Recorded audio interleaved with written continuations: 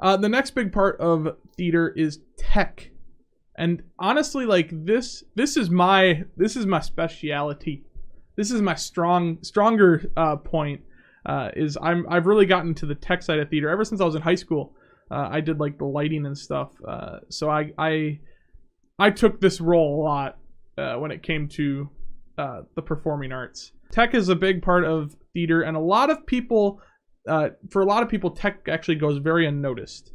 I'd actually say that most parts of theater go unnoticed, except for the acting itself. I would say a lot of theater, if it's done right, goes unnoticed. It's very true. You do notice when a crew member drops their prop, like what they're carrying away. You mess up. You notice when they mess up, but you don't notice when they do it right. Yep. If it's done right, actually, that's something that we were told a lot back in high school. Is if it's done right, you're never known.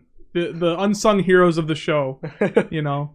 Same with the pit. That's why at the end, at least at our theater, we would always point out, or like the actors would always point to the box in the back, and then point to the wings. They go stage right, stage left, and the box.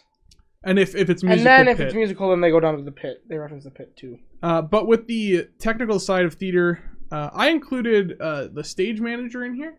So stage manager, and obviously the stage manager takes care of everything on the stage, technical wise. And also just layout. So that would be, coordinating the stagehands, helping out with the fly rail, giving them commands on when to drop in certain backdrops, the props master, and the set design.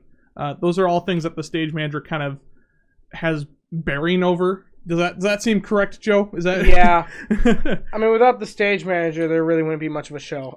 Right. But that's kind of why I call it the art of theater, right? Because it's something very special where it takes all of these people and all these parts to actually make a cohesive project. And that's what I love about film too, is you're taking all of these elements and you're working as a team to make something really extraordinary.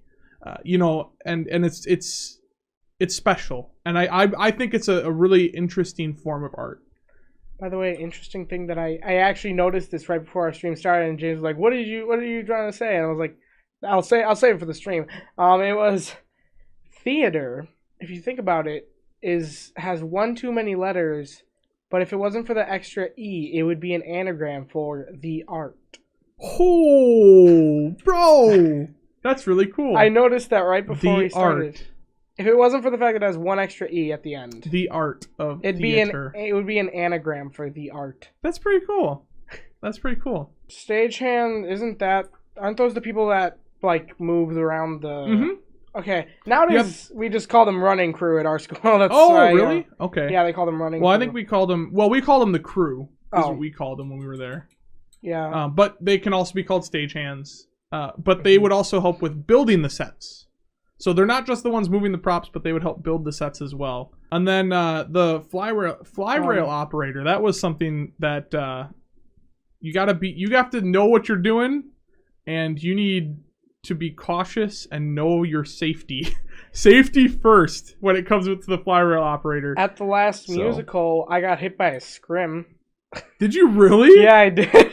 Your fly rail operator actually hit you with a scrim? Well, or were you not paying attention? It was more my fault. It was my fault.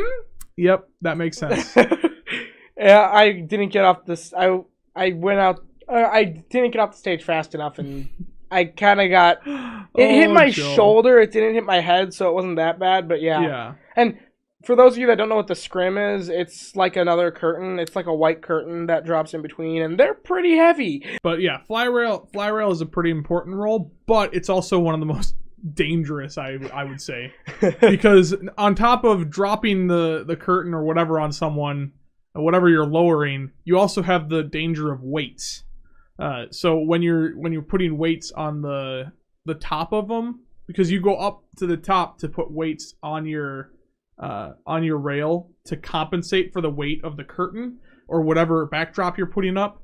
And had you ever been around one of those falls? I was around when someone dropped one, and boy, those things bounce. Like, it's not just the initial drop that can get you, it's the bounce afterwards. So when we had a call out when we were there where someone would be, if they're loading weights, you'd call it out, and then everyone would have to move at least halfway across the stage, is what ours was. Because when it happened at our production, it came crashing down, and I want to say it probably went up, like after it hit the ground, it bounced up probably, I want to say like 15, 20 feet off the bounce. Yeah. Off the bounce, it went that high. And then, of course, it came down, bounced again, and I think it did like 2 bounces before it finally settled down on the ground. But it was loud. It was scary. I'm like running. Everyone ran the other direction. It was terrifying. It was honestly like so terrifying. Yeah. But yeah, that's why you have the safety precaution of moving everyone to the other side of the stage so you don't die. Because that could kill you.